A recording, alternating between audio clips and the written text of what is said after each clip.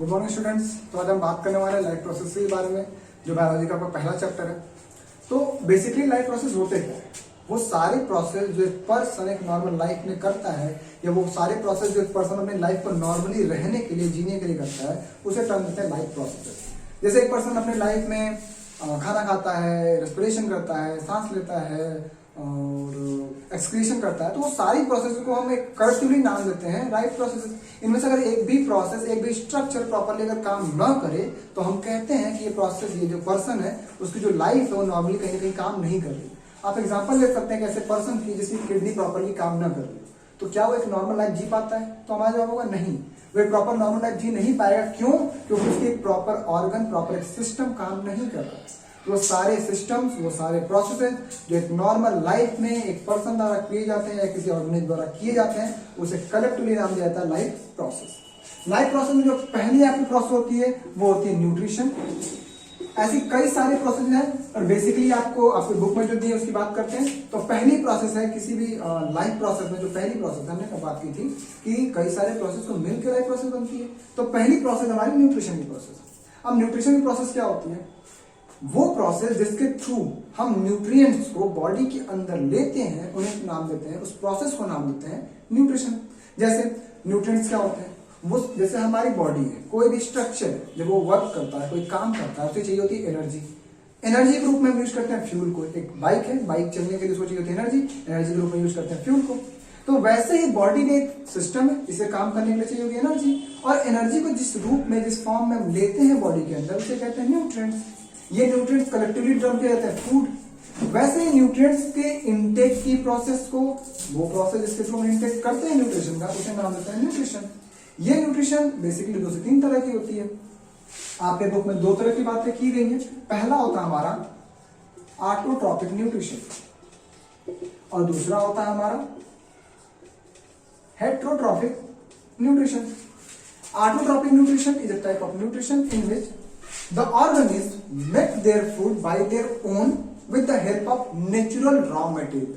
मतलब वो प्रोसेस जिसमें कोई ऑर्गेनिज्म अपने लिए फूड को या न्यूट्रिएंट्स को बनाता है, पर वो रॉ मटेरियल का जो यूज करता है वो कैसा होता है? नेचुरल। जैसे हम कह सकते हैं कि हम भी अपने लिए खाना खुद बनाते हैं, पर जो नेचुरल जो रॉ मटेरियल हम यूज करते हैं, क्या वो नेचुरल होता है? क्या वो केवल नेचर द्वारा लिया जाता है? नहीं। जैसे अगर हमारे घर पे चावल सब्जी बनती है, तो वो चावल कहाँ से है? वो चावल आता है प्लांट से। तो डायरेक्टली या इनडायरेक्टली हम डिपेंडेंट होते हैं किसी न किसी प्लांट पे या एनिमल पे अपने न्यूट्रिशन के लिए, ठीक। लेकिन वो ऑर्गेनिज्म जो केवल नेचर पे डिपेंडेंट होते हैं किसी भी टाइप के न्यूट्रिशन के लिए, किसी भी टाइप के फूड के लिए, उन्हें हम नाम देते हैं ऑटोट्रॉपिक। उस टाइप के प्रोसेस को नाम देते हैं ऑटोट्रॉपिक न्यूट्रिशन और उस ऑर्गेनिज्म को नाम देते हैं ऑटोट्रॉप्स, ठीक है। बेसिकली इसमें देखने को मिलता है आपको प्लांट्स और ब्लू ग्रीन एल्गी। ये ब्लू ग्रीन एल्गी एक्चुअली में बैक्टीरिया थे जिनको बाद में ब्लू ग्रीन एल्गी का नाम दिया गया, क्योंकि ये फोटोसिंथेसिस करते थे। तो ये तो प्रोसेस हो गई किसी भी तरह से न्यूट्रिशन की इनटेक कराने की। पहली प्रोसेस हो गई हमारी ऑटोट्रॉपिक। दूसरी जो प्रोसेस हो हमारी हेट्रोट्रॉपिक। ये एक टाइप का न्यूट्रिशन प्रोसेस होता है जिसमें जो ऑर्गेनिज्म है वो किसी अदर प्लांट या एनिमल पे डिपेंडेंट होता है अपने न्यूट्रिशन के लिए या अपने फूड के लिए।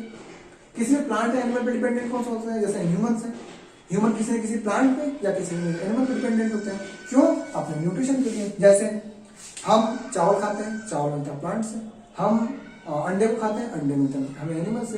तो वो सारे ऑर्गेनिज्म जो डिपेंडेंट हो किसी न किसी प्लांट या एनिमल पे, वो कहलाते हैं हेट्रोट्रॉपिक ऑर्गेनिज्म, या उन टाइप के न्यूट्रिशन को नाम देते हैं heterotrophic type of nutrition.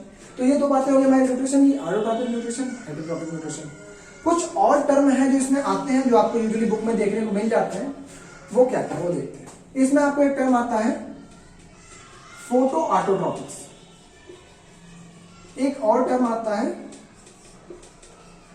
Chemo autotrophic, ठीक।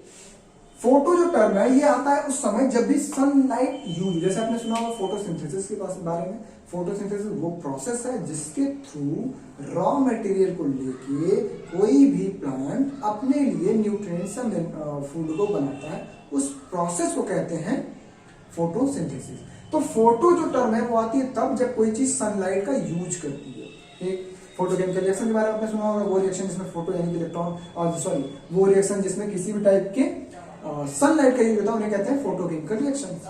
तो फोटो ऑटोट्रॉपिक वो टाइप के एनिमल्स हैं, वो टाइप के ऑर्गेनिज्म हैं जो यूज करते हैं सनलाइट को, तभी जाके उनका जो ऑटोट्रॉपिक न्यूट्रिशन है वो कंप्लीट हो पाता है। यानी कि सनलाइट को अपने रॉ मटेरियल तरह यूज करते हैं, उन्हें कहते हैं फोटो ऑटोट्रॉपिक्स। अब बात आती है केमो ऑटोट्रॉपिक, यानी ऐसे ऑर्गेनिज्म जो केमिकल्स को यूज करते हैं अपने रॉ मटेरियल के रूप में, तब जाकर उनका ऑटोट्रॉपिक न्यूट्रिशन कंप्लीट होता है, उन्हें कहते हैं केमो ऑटोट्रॉप। और इस टाइप के प्रोसेस को कहते हैं, इस तरीके को कहते हैं chemo autotrophic type of nutrition. ठीक है, होप सो आपको यहाँ तक बातें क्लियर हुई होंगी। जहां ना क्लियर हो आप वहां पे कमेंट सेक्शन में बता सकते हैं।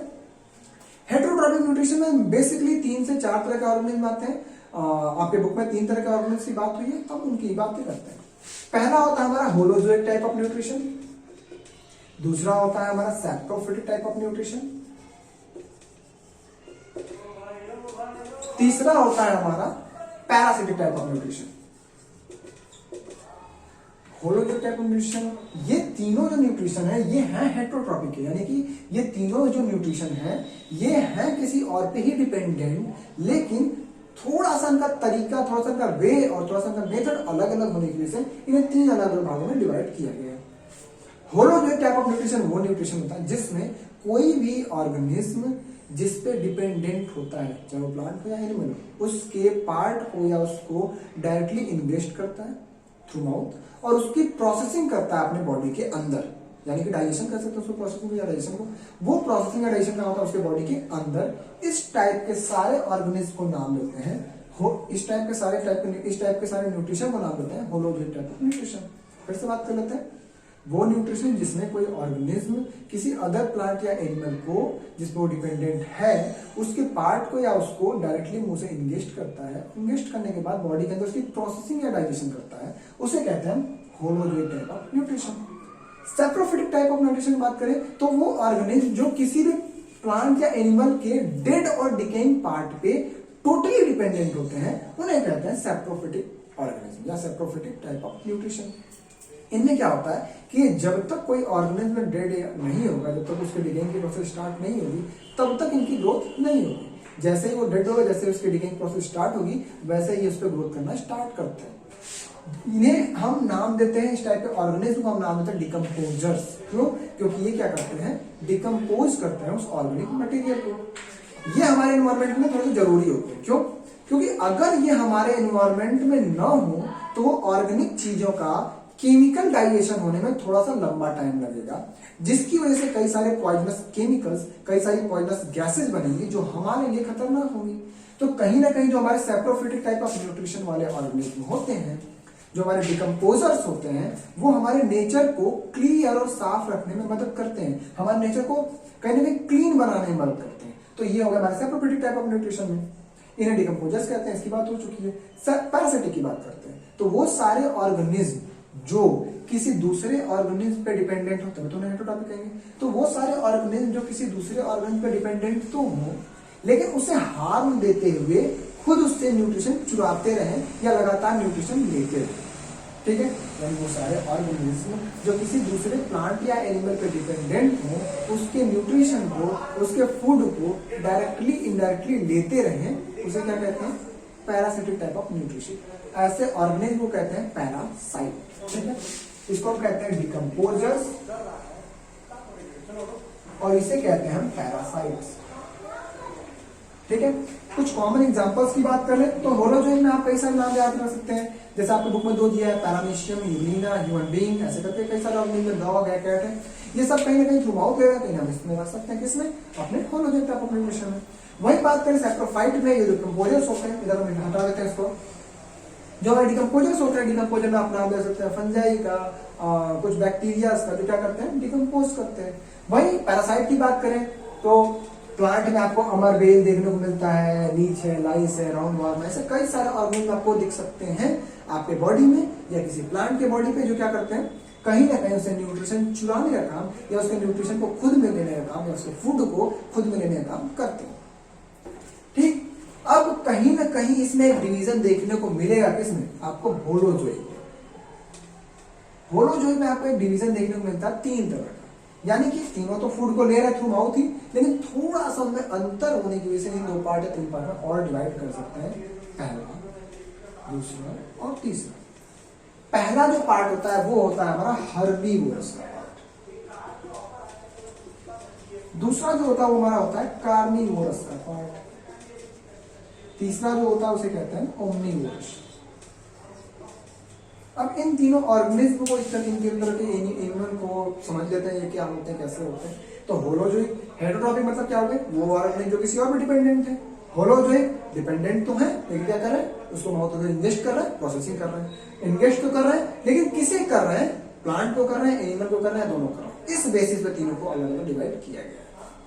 हर्बीवोरस वो सारे टाइप के एनिमल्स होते हैं जो केवल और केवल यानी पूरी तरह से कंप्लीटली डिपेंडेंट होते हैं किस पे, प्लांट्स पे।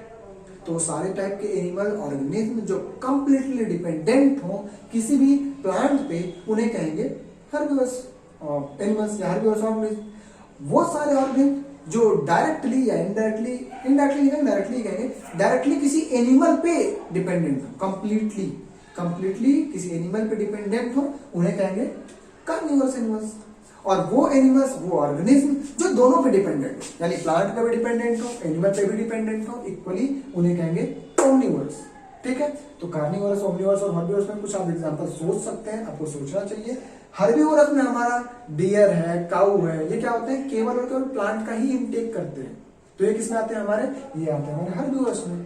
कुछ ऐसे ऑर्गेनिज्म हैं जैसे टाइगर है, लायन है, पैंथर, ये क्या होते हैं, ये केवल और केवल डिपेंडेंट होते हैं किसी न किसी टाइप के अदर एनिमल पे। तो ये क्या हो गए हमारे कार्निवोरस हो गए। ओमनीवोरस की बात करें तो ह्यूमन बीइंग है, डॉग है, कैट है, ये सब किस पे डिपेंडेंट होते हैं, प्लांट पे तो होते ही हैं। जैसे हम क्या खाते हैं, रोटी खाते हैं, वैसे गाय भी रोटी खाता है, सॉरी वैसे कुत्ता भी रोटी खाता है, वैसे बिल्ली भी रोटी खाती है, साथ साथ वो चूहे को भी खाती है, कुत्ते भी कुछ और जानवर खाते हैं, हम भी अंडे वगैरह खाते हैं। तो हम कहीं ना कहीं दोनों पे डिपेंडेंट हो गए, प्लांट पे भी और एनिमल पे भी। ऐसे ऑर्गेनिज्म को रखते हैं हम ओमनीवोरस ऑर्गेनिज्म। तो यहां तक बातें हुई कहीं ना कहीं कि कौन सा ऑर्गेनिज्म किस पे डिपेंडेंट होता है, प्लांट पे, एनिमल पे। अगर प्लांट पे होता है तो किस हिसाब से फूड को इंजेस्ट करता है। तो अलग अलग ये बातें हो गई ऑटोट्रॉप और हेटेरोट्रॉप के बारे में। होप सो इसमें चीजें क्लियर हो गई होंगी। नहीं क्लियर तो आपको पता है क्या करना है। उसके बाद बातें करते हैं हम 2 एनिमल्स के बारे में जिसके बारे में आपको बुक में दिया हुआ। पहले बात करते हैं ह्यूमन बीइंग के बारे में। एग्जैक्टली सीक्वेंस का मुझे आइडिया है, तो मैं बात कर रहा था पहले ह्यूमन बीइंग के बारे में। पहले बात कर लेते हैं इसके बारे में, अमीबा के बारे में।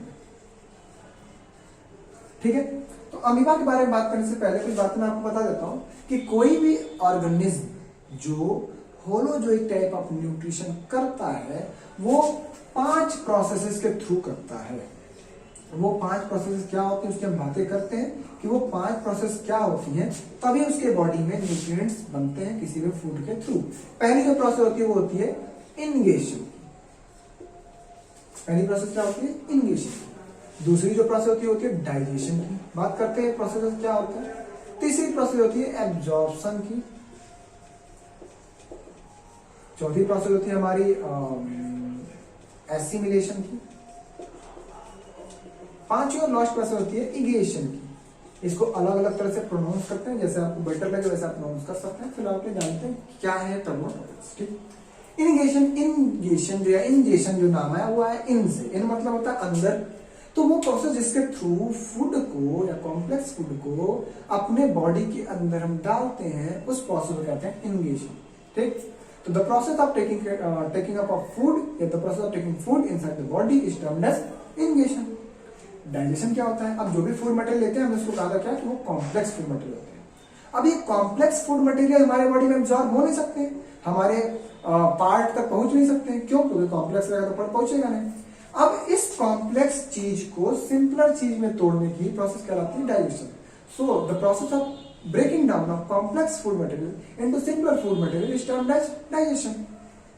एब्जॉर्प्शन क्या होता है, अब हमने उसको स्मॉलर पार्ट में तोड़ दिया है, अब वो क्या होगा हमारे बॉडी के अंदर एब्जॉर्ब होगा। अभी तक वो कहा था हमारे एलिमेंट्री कैनाल में, अब इस एलिमेंट्री कैनाल से वो हमारे बॉडी के अंदर एब्जॉर्ब होगा। तो the process of absorption of the nutrients is termed as absorption. ठीक, एसिमिलेशन। अब आपको ये भी पता है कि हमारे बॉडी का हर ऑर्गन, हर सेल, हर टिश्यू काम करता है। तो जब हर सेल, हर ऑर्गन, हर टिश्यू काम कर रहा है तो उन सभी को चाहिए होगी एनर्जी, एनर्जी चाहिए होगी न्यूट्रिएंट्स। अब इसकी हमने बात की थी न्यूट्रिशन में, एनर्जी मिलेगी उसको न्यूट्रिएंट्स से। तो जो न्यूट्रिएंट्स है वही पहुंचाने की प्रोसेस, यानी कि वो प्रोसेस जिसके थ्रू हर टिश्यू, हर सेल तक वो न्यूट्रिएंट्स या न्यूट्रिटिव कंटेंट पहुंचाया जाता है, उस प्रोसेस को कहते हैं एसिमिलेशन। इगेशन की बात करें तो कुछ पार्टिकल्स, कुछ मैटर ऐसे होते हैं जो बॉडी में ना एब्जॉर्ब होते हैं ना वो डाइजेस्ट हो सकते हैं, मतलब और उसको डाइजेशन नहीं किया जा सकता है, उन पार्ट्स के रिमूवल को कहते हैं egestion. So the process of removal of undigested unabsorb particle is termed as egestion. तो इस तरह से हमारी 5 प्रोसेस जो है होलोजोनिक न्यूट्रिशन की वो कंप्लीट होती है अलग अलग स्टेप्स में, चाहे वो हमारा हर्बीवोरस हो, चाहे कार्निवोरस हो, चाहे ओमनिवोरस हो, तीनों में ऐसे ही सब में ऐसे प्रोसेस चलती है। किसी में कोई प्रोसेस लंबी होती है, किसी में कोई प्रोसेस छोटी होती है। बस बात करते हैं अमीबा की। तो अमीबा एक ऐसा ऑर्गेनिज्म है जो प्रॉपर न शेप में होता है न प्रॉपर इसकी कोई साइज होती है, इसमें एक सिंगल न्यूक्लियस देखने को मिलता है, इसका कोई प्रॉपर शेप और साइज फिक्स्ड नहीं होता है, इसकी बॉडी में ऐसा चेंजेस देखने को मिलते रहते हैं। ठीक है, अब होता क्या है कि ये ऑर्गेनिज्म में देखने को मिलता है सेडोपोडिया। सेडोपोडिया क्या होता है? सीडो मतलब होता है फॉल्स और पोडिया मतलब होता है फीट या लेग।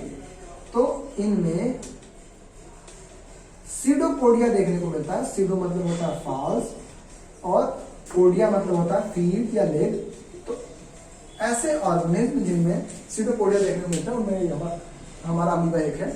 ये क्या करता है, अपने बॉडी के पार्ट को अलग अलग हिसाब से मॉडिफाई करके, चेंज करके, अल्टर करके अपना लोकोमोशन क्या होता है, मूवमेंट करता है, या फिर किसी और ऑर्गेनिज्म को ट्रैप करता है। तो ये दोनों काम के लिए क्या करता है अमीबा, यूज करता है अपने सेडोपोडिया। मान लीजिए यहाँ पे फूड पार्टिकल है, तो ये क्या करता है, इस फूड पार्टिकल को अपनी तरफ लेने के लिए क्या करता है, अपने इन सेडोपोडिया को थोड़ा थोड़ा बढ़ाता है।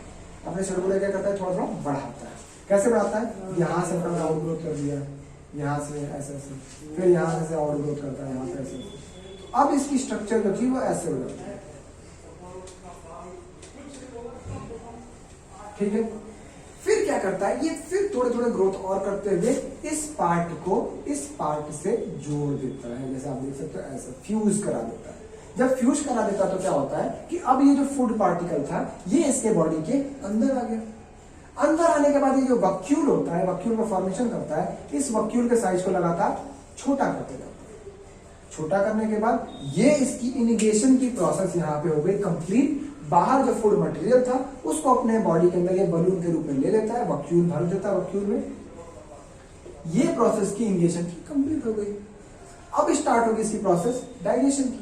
तो डाइजेशन के लिए क्या करता है, कुछ ऐसे एंजाइम होते हैं थोड़े बहुत इसके बॉडी के अंदर, वो क्या करता है, इस वक्यूल के अंदर स्प्रेकल करता है या इस वक्यूल के अंदर पोर करता है, उड़ेल देता है।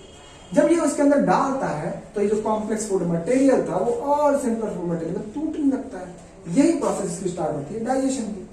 जब डाइजेशन की प्रोसेस कंप्लीट हो जाती है, जो कॉम्प्लेक्स फूड मटेरियल था वो सिंपल फूड मटेरियल में टूट जाता है, तो क्या करता है ये कि इसे करना स्टार्ट करता है एब्जॉर्ब बॉडी के अंदर। कैसे एब्जॉर्ब करता है, ये जो बड़े बड़े टुकड़े थे छोटे छोटे टुकड़ों में टूट जाते हैं, इसकी बॉडी से ये वक्यूल के थ्रू इस साइड ही आ जाते हैं, डिफ्यूज हो जाते हैं और इसकी बॉडी के अंदर आ जाते हैं। इस तरह से इसकी एब्जॉर्प्शन की प्रोसेस कंप्लीट होती है। हाँ, चूंकि ये सिंगल सेलुलर है, एक ही सेल है, तो हर सेल तक पहुंचाने की प्रोसेस तो एसिमिलेशन कराती थी। हर सेल तक न्यूट्रिएंट्स, हर टिश्यू तक न्यूट्रिएंट्स पहुंचाने की प्रोसेस कहते हैं एसिमिलेशन। अब चूंकि सिंगल सेलुलर है तो इसके अंदर हर सेल तक पहुंचाने की जरूरत तो पड़ेगी नहीं, इसलिए इसमें एब्जॉर्प्शन और एसिमिलेशन प्रोसेस कहीं ना कहीं कह सकते हैं एक साथ हो जाती है। अब जो पार्टिकल इसमें डाइजेस्ट नहीं कर पाए या जो पार्टिकल एब्जॉर्ब नहीं हो पाए, वो पार्टिकल को ये क्या करता है, मूव करना शुरू करता है अपने वक्यूल को। मूव करा के यहां तक लाता है वक्यूल को, किसी एक जगह से इसने अपने मेम्ब्रेन को थोड़ा सा खोला और उसके अंदर जो भी चीज उसको बाहर एक्सक्रीट कर दिया, बाहर रिमूव कर दिया। इस तरह से इसकी इरिगेशन की प्रोसेस कंप्लीट होती है और इसमें पूरी न्यूट्रिशन की प्रोसेस भी कंप्लीट होती है। तो ऐसा आपको अमीबा में देखने को मिल सकता है कि कैसे उसमें होलोजोइक न्यूट्रिशन या फिर पूरी जो प्रोसेस है न्यूट्रिशन की वो कंप्लीट होती है। तो बेसिकली हमने क्या क्या पढ़ा, हमने पढ़ा कि न्यूट्रिशन क्या होता है। न्यूट्रिशन होता है जिस प्रोसेस को हम न्यूट्रिएंट्स को बॉडी के अंदर इनटेक करते हैं उस प्रोसेस को कहते हैं न्यूट्रिशन। न्यूट्रिशन बेसिकली दो तरह का होता है, ऑटोट्रॉपिक, हेटरोट्रॉपिक। वो टाइप का न्यूट्रिशन जिसमें कोई ऑर्गेनिज्म रॉ मटेरियल के लिए नेचर पे डिपेंडेंट हो, उन्हें कहेंगे ऑटोट्रॉपिक न्यूट्रिशन। उस टाइप का ऑर्गेनिज्म को कहेंगे ऑटोट्रॉप्स।